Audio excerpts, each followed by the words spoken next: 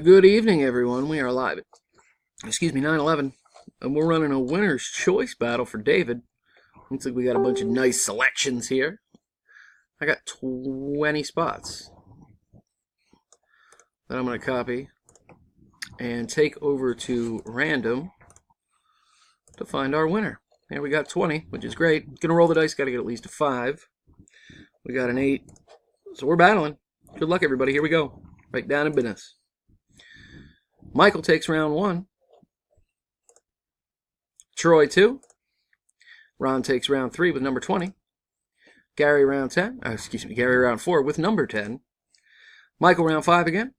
Troy takes round 6 with number 13. Ron again on top for our next to last round with number 5.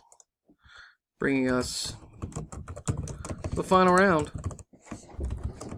Good luck, folks. Here we go. And our winner is Ron, in at number 20. Congrats, Ron. Here's our verification. We'll make it official. KPIPPX. There's our results, all 20 of them. I'm done at 9/12. As seen here. There you go. One last time. Here's our results. Congratulations, Ron. See you next time, guys. Thanks a bunch.